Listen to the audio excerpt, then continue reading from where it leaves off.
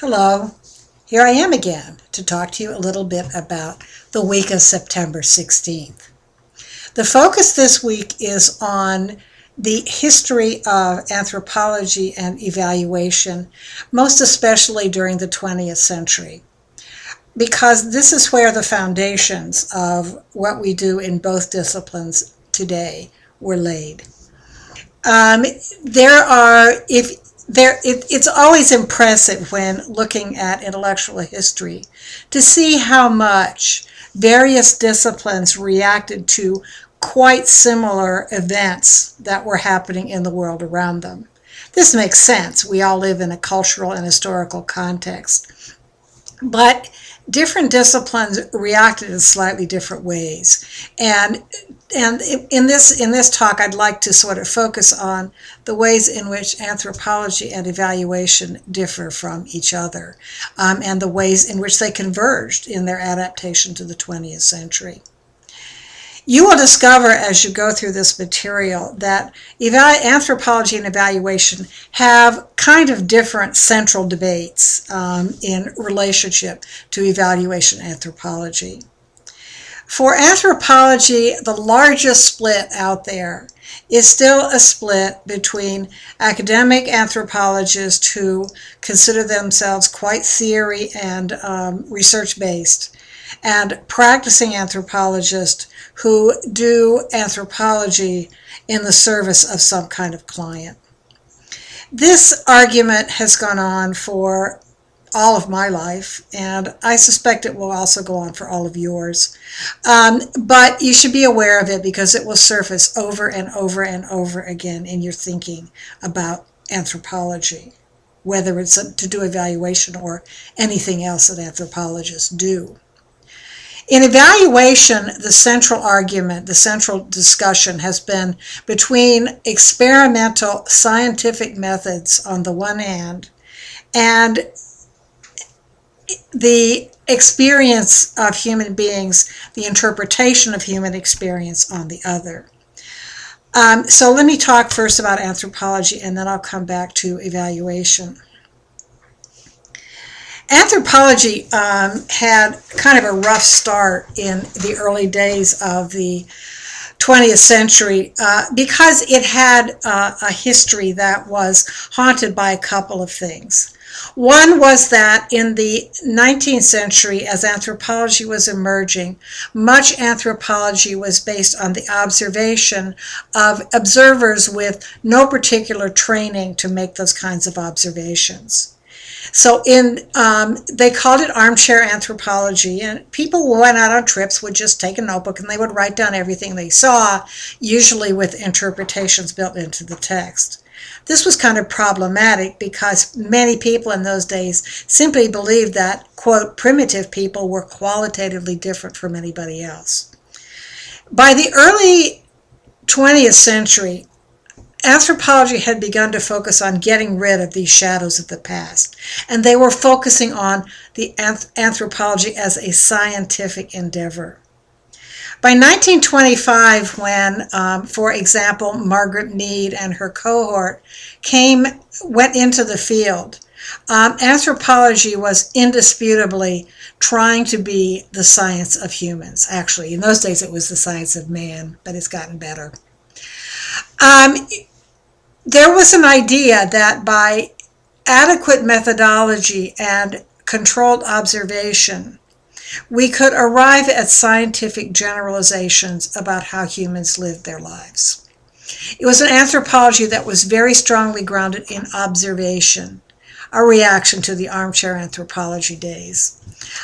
So, for example, Boas's students went out for very long periods of field work in which part of what they tried to do was to observe everything they could because you didn't know what was going to turn out to be important. This made for some quite good observers. And the strength of anthropology as a descriptive science grew over the 1930s. Practice of anthropology had occurred sporadically in earlier days, but it began to take off with the inception of World War II, when anthropologists left academia part-time or completely to work with the government agencies on planning for the war.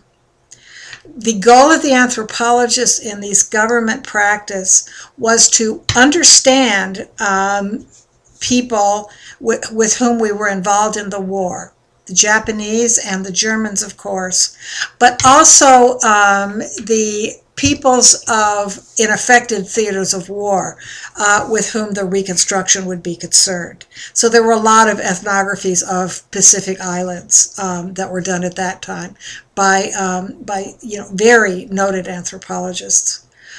The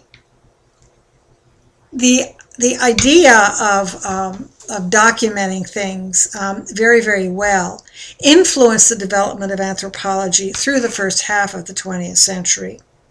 During the war, however, it was the first time that anthropologists began to apply what they learned to some kind of purpose, some kind of client need. After the war, all of the academic anthropologists tended to go back to the academy, from which many of them never again emerged. The role of anthropology as on-the-ground observation and experience emerged most strongly in the 1950s and into the 1960s with the development movement. Development became a strong concern after World War II.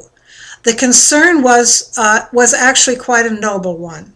It was to enable people by the use of technical assistance and science to come into the modern world with as little pain and disruption as possible. There were many development projects designed to modernize technical procedures, agriculture, fishing, trade, markets. And there were many that taught people how to organize communities to achieve various ends. The first part was really based on the assumption that there was one way to develop, and the goal of the development practitioner, including the anthropologist, was to figure out what that way was and then to help people follow that path to better quality of life in a modern society. The idea that development should be community-based was sort of a counterpoint to the extreme scientific approach, but this movement argued that the best people to decide the route to development and the means to get there were people who were living in communities. So the community approach to ethnography and to anthropological practice began to emerge in connection with the international development movement. By about 1970, anthropology began sort of getting its feet under it as a science, and at that time the movements that tried to improve on the scientific approach began to emerge. In the late 70s and into the 80s and 90s, there was postmodernism, postmodernism, the whole idea that, first of all, the role of the anthropologist or any other outside observer in intervening in other people's lives was one which had to be viewed with great care, if not suspicion. There was an understanding began to develop that anthropologists and other people, other development workers, can cause great damage to other cultures, not through any kind of malice, but because they don't understand the cultural context in which things are happening. This trend also remains very strong in anthropology, and it's an important part of our thinking about practice because we have become much more conscious of the ethical and moral aspects of what we do. Um, the last thing that became very important in the 20th century in anthropology was globalization. Anthropologists became engaged in the study of the changes that underlie the growing interconnectivity of people all over the world and the emergence of a global culture. For example, a person can immigrate today from Somalia and by use of the internet can maintain connection with his community back home at the same time he or she is adapting to life in the United States. This is very different from the experience of European immigrants a century ago who had to leave everything behind when they migrated and felt intense pressure to move quickly to become as Americanized as possible.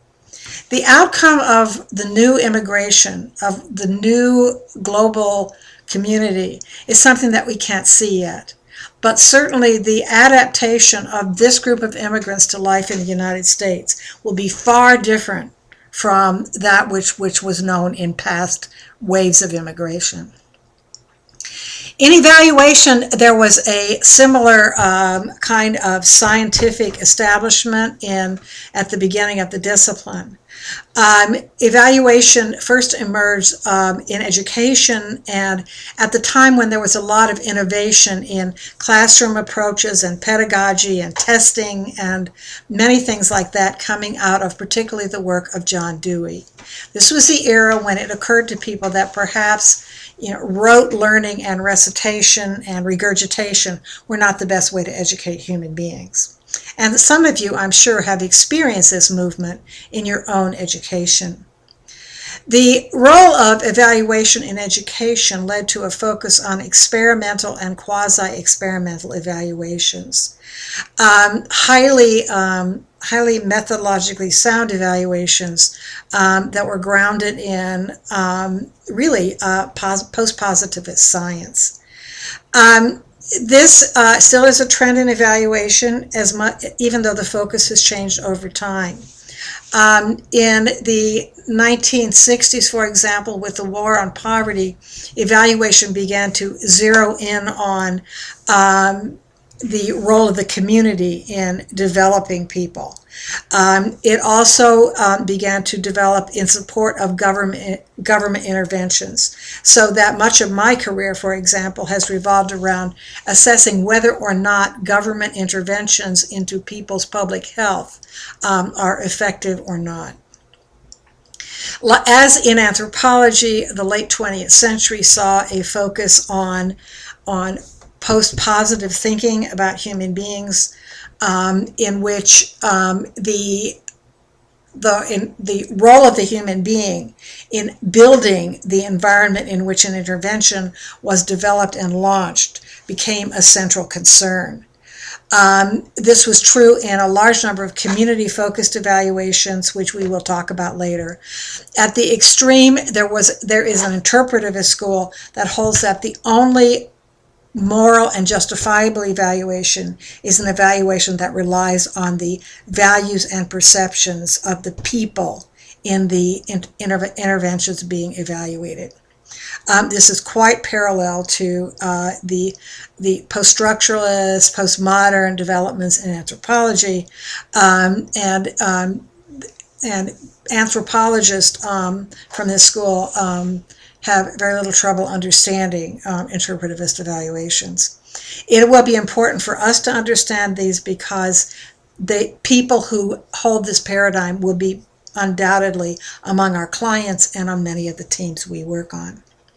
So that's it for this week. Happy reading, happy thinking, and I'll talk to you next week when we will get back. We will talk about evaluation as science. Thanks. Talk to you soon. Bye.